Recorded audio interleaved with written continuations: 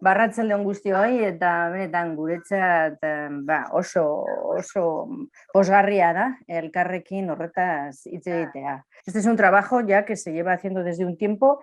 Mario y Zelay nos van a explicar un poco pues cómo hemos llegado hasta donde hemos llegado. Que sepáis que desde las fundaciones de varios partidos y diferentes agentes estamos apoyando este esfuerzo.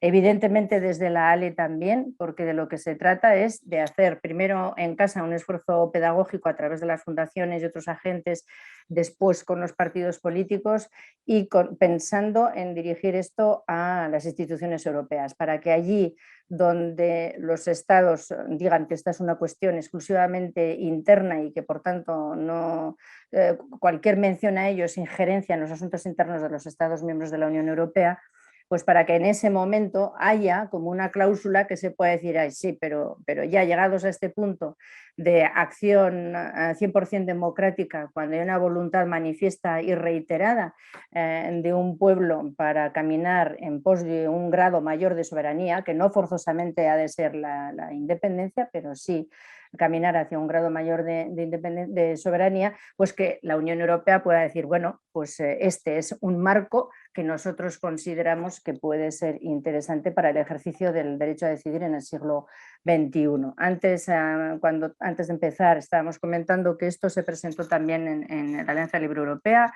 Mario y Zelay, no sé si ambos, pero sí estuvieron en la plataforma que se ha creado en el Parlamento Europeo. Sabéis que en el Parlamento Europeo hemos impulsado, tanto como Eusko Alkartasuna dentro de H. Bildu como ALE, Alianza Libre Europea, hemos impulsado que se cree una plataforma por el derecho a decidir, que queremos que sea lo más amplia posible, con parlamentarios de todos los grupos políticos que quieran estar en el Parlamento Europeo. Los eurodiputados tienen mucha libertad, entonces pueden formar grupos, incluso gente que no es precisamente afín a estas ideas, pero que pueda tener cierta curiosidad intelectual por fijar un marco que facilite el ejercicio del derecho a decidir. Bueno, pues ahí también estuvieron ellos y a partir de ahí es donde queremos dar más adelante el salto. Estos son trabajos que se hacen todos poco a poco, pero lo importante es que el mensaje vaya calando en nuestras sociedades, y por eso hoy el gran interés de todos nosotros es que esto no sea una cuestión partidaria, sino una cuestión de país. Aquí tenemos que estar empujando todos con nuestras respectivas fuerzas, con la misma energía e ilusión. Así que, Beatriz, baduzu hitza. Eskerrik asko, Lorena, eskerrik asko guztioi, aukera hau emateagatik, eta lankidetzan aritzeagatik proiektu honetan, oso beharrezkoa pentsatzen dugu den proiektu honetan, eta beretan ilusio handiz eta gogor ari garela lanean. Nire errolamen pixka bat izango da proiektua kokatzea, eta aurkeztuko dizuet gure eskema, gure aurkezpen eskema nondi joango den. Mario eta biok egingo duguna izango da, egitasmo hau, proiektua, alde batetik proiektuaren kokapen politikoa egungo Euskal Herriko koiunturan kokatzea, eta bai, proiektu hau ere eusko ikaskuntzaren ibilbidean eta eusko ikaskuntzaren markoa kokatzea. Modu oso labur batean, zer landu dugun, nola landu dugun, zer emaitza lortu ditugun eta zer egingo dugun emaitza horiekin azalduko dugu. Eta gero, uste dugu garrantzitsuena dana, foro hontan aurkezteko, gure emaitzaren, gure produktuaren, gure dokumentuaren edukiaz hitz egitea. Eta hortaz, Mario eta Zelaik egingo dutena da, oinarrien dokumentu honek jasotzen dituen ardatz nagusiak, edukiak aurkeztu, azaldu, eta gero zuekin batera, debate bat irekitzea eta zuen galderak argitzea. Nahiko genuke kokatzea, egindako proiektu hau, kokatzea eusko ikaskuntzaren ibilbide historikoan. Ez naiz larregi lusatuko, ezagutzen dugu eusko ikaskuntza, baina bai azpimarratzen nahi dugu ibilbide historiko hau, batez ere adierazteko eusko ikaskuntzak duen konpromisua eta eusko ikaskuntzak duen erantzukizuna batez ere gai hauetan. Eusko ikaskuntza beti herri ikuspegi batetik lan egiteko jaio zen, eta eusko ikaskuntza jaio zen momentutik Euskal Herriak behar zituen ildo estrategikoak eta horiek garatzeko tresnak sortzen jarri zuen bere helburu nagusia. Tresnak sortzen, aldarrikatzen eta eragiten. Jaio zen izaera eratzaile batekin jaio zen eusko ikaskuntza. Eta bi ildo nagusi, bi ildo estrategiko nagusi jarri zituen abia. Bat, hezkuntzarekin lotuta, sartuko hor, ezta, baina batzuk esaten dute eusko ikaskuntzaren jaiotze arrazoia hezkuntza zala eta Euskal Herriak beharzun hezkuntza sistema eta hezkuntza eredu propio baten garapenaren premia zela eta jaio zela eusko ikaskuntza, baina beste ildo estrategiko nagusi bat herriaren egituraketarako erakundetze proposamena garatzeko izan zen. Eta hemen gogora ekartzen dut, 31. urtean, 1931 urtean, sortutako Estatuto General del Estado Vasco. Hau azpimarratzen dugu, zeren garai hartako prozesu hau oso berritzailea izan zen. Beti gorako prozesu bat izan zen. 1919an eman zitzaion hasiera, oso izaera parte hartzailearekin burututako prozesua izan zen hau. Gogora, askotan ez gara akordatzen, honen abia puntua izan zala garai hartako Euskal Udal Administrazioen batzarra. Eusko ikaskuntzak beti gorako eraikuntza honetan udala eta udalerriak izan ditu abia puntua. Eta Euskal Udal Administrazioen batzar hortan, ondorio bat izan zen, Euskal Herriak autogobernurako tresnak behar zituela. Eta 1919an sortu zen lehenengo hasia autogobernurako tresnak sortzearen beharra. Eta hor artikulatu zen beti gorako prozesu bat, garai hartako noski eliteekin, ez da, udaletan, batzarretan, legebiltzarretan, abokatuak, gizonezkoak, gehienak, baina beti gorako prozesu bat sortu zen, eta adostutako, askoren arteko adostutako testu artikulatu hau sortu zen. Deno dakigu, gerra garaiak eta garaiko koiunturak ez zutela ahalbideratu praktikara eramatera, baina hau izan da gure aro modernuaren prozesu, autogobernuaren prozesu guztiak eta estatugintza osoa eraiki duen oinarria. Eta hau izan da orain dugun autogobernuaren inspirazioa. Orainera etorritea eta eusko ikaskuntza bere mendeurrena aitzaki, 2018an burutu zuen bere 18. kongresua. Eta garbi genuen, eusko ikaskuntzak berriz aldarrikatu behar zuela bere izaera eratzaile hori, eta kongresu hori Euskal Herriari luzatu beharreko proposamen bat izan behar zela. Euskal Herriak momentuan ditun erronkei erantzuteko agenda berri bat, eta agenda berri hori sortu behar zela ere, garai hartan markatu ziguten egiteko erarekin, ezta? Beti gorako prozesu bat, modu kolaboratzailean eratu behar zena, eta azken finean behar genula egitasmo kolektibo bat lankidetzan burutzea. 3 urtetako prozesu baten emaitza aurkeztu genuen 2018an Oñatin, emaitza liburu zuri hontan jasotzen da, eta hor beste jauzi kualitatibo bat ematen du eusko ikaskuntzak, ez bakarrik proposamen honekin, baita egiteko erarekin, ezta? Askoren arteko ahotsak artikulatzen, zilegitasun zutabe desberdinak artikulatzen herri estrategia baterako bidean. Eta hemendik eratortzen da, gaur aurkezten dugun proiektua eta proiektu horren produktua. Hemen eskakizun garbi bat etorri zen. Eta bat, oso esplizitua, Europako erakundei zuzendutakoa, eta Europako erakundeen demokratizazioan sakontzeko proposamen bat garatu behar zela. Eta ez bakarrik garatu eta luzatzeko bideak ireki behar zirela, eta beti pentsatuz, estatalitate baterako bide bat ireki behar zela, modu demokratiko batean heltzeko tresna bat sortu behar dugula. Eta hemen, hasten gara garatzen, 2019 bukaera, 2020an proiektu hau. Proiektu honen emaitza, eskaintzen nahi duguna da, Mariok esan duen ez da, buru jabetza lurralde gatazkak Europaren markoan konponbidean jartzeko oinarri batzuk. Oinarri batzuk, espiritu eta filosofia honekin landuta, lankidetzan oinarrituta eta metodologia parte hartzaile batean oinarrituta. Ez du nahi aurrera jotea, badator. Oso modu labur, ze metodologia erabili dugun, eta batez ere ze energia mota bildu nahi izan dugun txosten hortara heltzeko.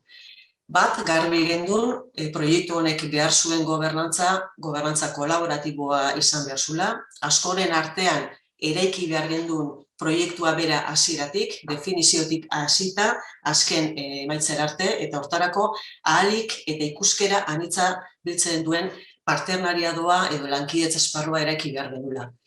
2008an garatu genuen lehen fasean, zer aurkeztu, ez da? Gure asmoa hori da, Europak baditu tresnak erantzunak emateko oraindikan konpontzeke dauden gatazka hauei begira, zer aurkeztuko dugu? Zer aurkeztu hortan, ibili ginen 2008an.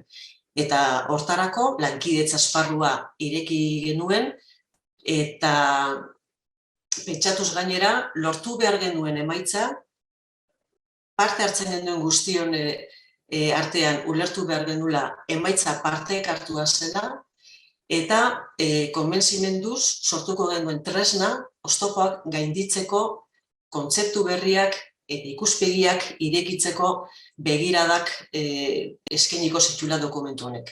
Hortarako, 3 lerro nagusi garatu ditugu, bat eta funtsean oinarritzen da proiektu hau ildo akademikoa da, nazioarteko adituek lan egin dute hemen, eta modu parte hartzailean. Eta hau uste dut dela proiektu honen balio erantzia.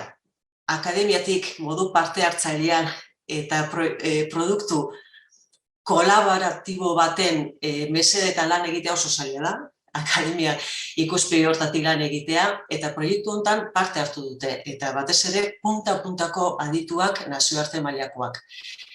200 da pixka gehiago aditu parte hartu dute, eta erabili dugu metodologia parte hartze bide bat ireki du. Hasitza, 100 piko adituei bidalitako galdetegi baten inguruan, poliki-poliki, jungara adosten, lotzen, gero Mariok eta Zelaik aurkeztuko duten edukia. Beste hildo oso garrantzitsua, hildo soziala. Lankidetza zabala behar genuen, finantzazioa noski lortzeko, baina batez ere ikuskera anitzak biltzeko eta izaera partekatua izateko. Eta hildo instituzionala garatzeari importantea izan da. Koiuntura biak eta dauden abaguneak ondo lotzeko, eta proiektu gainera lankidetzan eta proiektuak osatzen duen taldea izaera katalana eta euskalduna daka. Euskat talde bat osatu genuen hasieratik eta instituzionalki ere izaera euskat hori lotzea nahi gendun, eta lortu genuen, bai Eusko Jaurlaritzaren implikazioa, implikazio maila hortatik, eta baita ere Kataluniako Generalitateko erakundeak. Ondorioa, dokumentu sendo bat, akademikoki sendoa dena, parte hartu duten nazioarte mailako aditu guzti horiek emaitza hori partekatua edo modu kolaboratiboan sortu dela onartzeaz gain balioa ematen diote, beharrezkoa ikusten dute halako oinarri bat edukitzea Europan bideak irekitzeko, eta bestetik aukera ematen du dokumentu honek ere kontzeptuetan sakontzeko, ikuskerak irekitzeko, dauden tabuak ekiditzeko, dokumentuak aukera ematen du, bai tresna gisa erabiltzeko, baina bai gizarteratzeko elementu oso esanguratsuak eskaintzen ditu ere. Eta pixkate argazki ikusteko, lankidetza eremu kolaboratibo honetan, elkarlanean aritu gara, Eusko Ikaskuntza eta Institut d'Estudis Catalans, bi izaera, ez dakit, elefantiano dugu bi erakunde, urte askotan lankidetzan aritzen direnak, baina bai pentsatuz, bi erakundeok akademia eta batez ere gizarte zibila biltzen ditugula, bi herrietan, Institut d'Estudis Catalans dels Països Catalans osoa biltzen du, Eusko Ikaskuntzak Euskal Herri osoa biltzen duen bezala, eta gure lana izan da aterki lan egitea eta ikuskera desberdinak proiektuan atxikitzen laguntzea. Instituzionalki, Jaurlaritzaren aldetik IBAPek jarri du hemen bere irudia eta finantzazioa, eta Generalitatetik bi eremu eduki ditu. Alde batetik Institut d'Estudis de l'Autogovern, eta bestetik Akzio Exteriorreko zuzendaritza bat, Centro d'Estudis de Temps Contemporanis. Hauei esker, argitaratu izan da, hemen sortutako guztia eta bidea eman du. Gainera, beti izaten dugun, ez da, liburu hontan dagoen edukia, Pedro Sánchezen mailan dago, eta ez dakigu. Baina pensatzen dugu erabiliko dutela euren negoziazioetan, zer hemen dagoen edukia lagungarria da. Eta hau da ere oso garrantzitsua izan den parte-hartzailea osatzea. Elkartasuna Fundazioa argazki fijo hau jarri genuenean orduan txikitzen zion, ez dago argazki honetan, baina Elkartasuna Fundazioa hasierako konplizea izan da ibilbide honetan. Eta ikusten dituzu lagun batzuk, ez da, Coppites Fundazioa, oso ondo ezagutzen duzue, Alerekin batera egiten duela lan, Soberania eta Justizia, Kataluniako enpresarien elkarte bada, Manu Robles Arangi Fundazioa, Elakoa, Iparregoa, Labeko Fundazioa, Betiko Fundazioa, beti pentsamendua eta akademia mugitzeko gogoakin ibiltzen den fundazio txiki bat, Josep Irla Fundazioa, Eskerrako Fundazioa, Iratzar Fundazioa, Eskerra Berri Fundazioa, Sabino Arana, Olaso Dorrea, Forum Soberanista, hor ere Elkartasuna Fundazioa ere badu ere partea, Galiza Sempre, eta Soberanies Institutua, Komun Podem munduko akademikoa biltzen dituna. Eta hau emaitza bezala ere aurkezten dugu, ez bakarri dokumentua, hau ere emaitza bezala aurkezten dugu, zeren hau da gure indarra eta proiektu honek bidea irekitzeko izango duen sostengua. Eta beste emaitza, parte hartu duten akademiko asko, nazioarte mailako institutuen burua dira, eta instituto guzti hauek, orain abian dugun bigarren fase honetan, gurekin daude, eta hau oso garrantzitsua da. Hor dituzue institutuak, hau funtsezkoa da, zeren orain tokatzen zaiguna, behin lehenengo dokumentuen oinarri eginda, orain gauden fase hau oso garrantzitsua da. Sortutako dokumentu horren inguruan indarrak metatu behar ditugu, atxikimendua lortu behar ditugu, eta hori da momentu honetan, gero joango gara gehiago sakontzen, momentu honetan ari garena garatzen. Masa kritikoa biltzea nahi dugu dokumentu horren inguruan, instituto hauek eta akademia atxikitzea nahi dugu dokumentu honi, hirugarren fase bati heltzeko. Hau da, sendotze fasean gaude, kontzeptualki eta akademikoki sendotze fase batean gaude, eta sendotze fase horrekin batera hasiko gara aztertzen Europako erakunde desberdinetara, horre gehiago zehaztuko da, azterbian edukietan asatzen, Mario eta Zeleik, aztertuko dugu Europako erakunde bakoitzera hurbiltzeko dokumentu honek behar ditun egokitzapenak, espezifitateak, eta ondo aztertzen nahi dugu erakunde bakoitzak duen ekosistema dokumentua operatiboa izateko. Edukien garrantzitsua da, sendotze akademikoa garrantzitsua da, baina gure asmoa da, zoru kompakto eta lobby akademiko sozial sendo bat edukitzea, momentu batean, abagune politikoak horrela erabakitzen duenean, edo posible egiten duenean, azken helburura heltzeko. Hau da, Europako erakundetara eramatea eta Europako erakundeei eskatzea hori aktibatzeko. Hori hirugarren fase bat izango litzake, nork eta noiz aurkeztu, hori eragile politiko eta instituzionali dagokien lan bada, baina gure lana izango da pentsat, danak presteuki, momentu heltzen denean, mamia eta eduki epitzeko. Guk egin genuen gogoeta izan zen, gai hauetan, Europak estandar bat ezarri barzuela.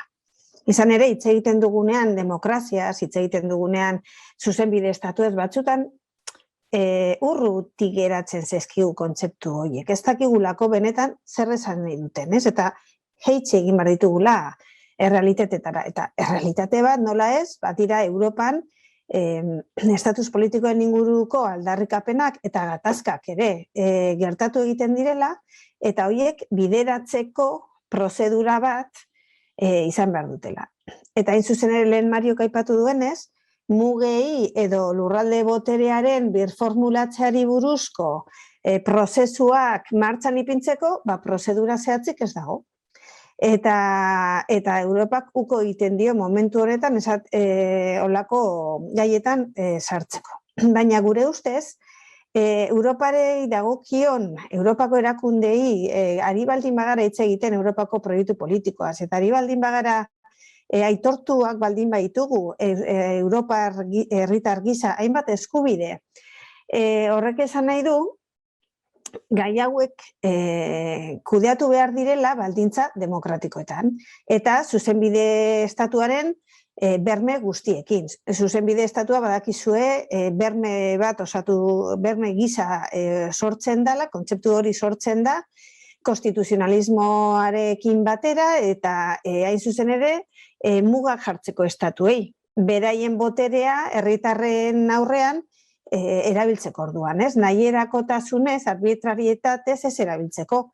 Eta konstituzio, bigarren mundu gerratak gero, are gehiago, konstituzioan ezartzen diren printzipio hauek muga dira estatuek erabiltzen dituzten ahalentzako.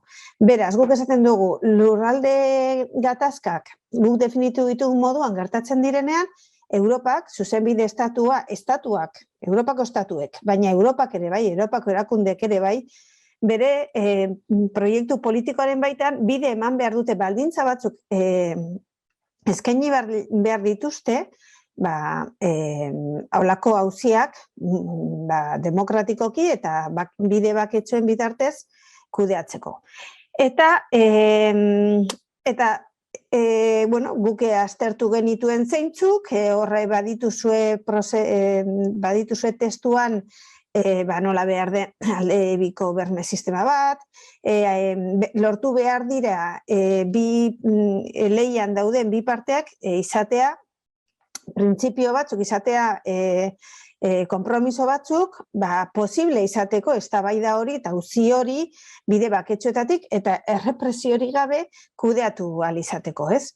Orduan, baldintza horiek testuan garatu egin ziren, adostasun handiz, akademikoki parte hartu duten zere adituen artean, eta plantatu genuena zen aldi berean, baldintza horiek ematen baldin badira ere, noiz da posible horrelako eskaerak, horrelako auziak debate publiko baten bitartez kudeatzea. Eta testuan ere jasotzen ditugu, ezartzen ditugu baldintza batzuk, eta esaten dugu, izan daitezkela, esate baterako ez edozein eskaera bideratu behar dela olako prozesu baten bitartez. Eskaera zilegitzat jotzeko, izan daitekela, edo bertako erakundeek hala eskatzen dutelako, dela gobernuak abiatzen duelako prozesua, Eskozian gertatu den bezala, dela parlamentuak gehiengoz erabakitzen duelako horrelako eztabaida bat abian jartzea, dela udalek batzutan lurralde hauek ez daukatelako autogobernu erakunde konplexuagoak, udalen bitartez ere posible izango litzateke, kopuru bat, gutxieneko kopuru bat abiatuta eskaera abiatzeka, eta guk ere planteatzen dugu, herritarrek ere, galdeketa bate sustatuz, posible izango luketela, eskatzea horrelako eztabaida egituratu bat egin alizatea. Eztabaida horrek izan beharko lituzke lehen aipatu ditugun baldintza horre guztien bermea, ez? Orduan, behin dauzkagula onartuta horrelako eztabaidak egin daitezkela, behin bermatuta daukagula zein eztabaide, zein kasutan posible litzateke eskaera horiek zilegitasun demokratia dutela zehaztea, horrengo galdera zen, eta nola hartzen da erabakia. Eta hor, hor ezagunagoak egingo zaizkizu eztabaida gaiak, ez? Zer nolako gehiengoa behar dan, nola adosten dan galdera, eta horrelako gaiak ere, banan-banan planteatzen dira. Eta planteatzen dira, gainera, behin erabaki bat hartzen dela estatus politikoaren inguruan, zen nolako konpromisoak egon behar diren aldeen aldetik, gertatu den emaitza, gauzagarria izateko. Espada estatus politikoen aldaketa jasotzen, zenolako baldintzak sortu behar dira berriro, horrelako eztabaida bati heltzeko. Baina aldi berean estatus politikoen aldaketa gertatzen baldin bada, estatuak bere boterea, bere lurralde boterea partekatu behar duena, edo eman behar duen estatu horrek, fede honez jokatu behar duela. Eta ez balu jokatuko, ze ondorioak izan beharko lituzken ere bai. Kasu honetan, baldintza orokor bezala ikusten genuen, Europar erakundek ere eskaini aldituztela hainbat berme zentzu horretan. Azkenean, haiek ez direnez lehian dauden parteak, beste inpartzialitate batekin egin dezakete bermatu ezarritako baldintza orokor horiek, baldintza demokratiko horiek ematen direla. Eta ez badirela ematen ez, ondorioak aplikatzeko betetzen ez duen parteari. Eta baldintza hauek ezartzeko orduan guk ez genituen asmatu edo ez ziren izan iritzien bilduma bat, baizik eta egin genuena da apurrat saiatu ginen evidentzia kontrastatuetatik ateratzen, deduzitzen. Eta horretarako aztertu genituen, bildu egin genituen, horrelako gatazkak bereziki onbideratu zirenak, eta onbideratze horietatik ze praktika onak atera zitezken. Eta horietan oinarrituta dira guk planteatzen dugun estatus normatibo hori izan beharko lukeena argitasun arauaren edukia, guk hortik ateratzen dugu.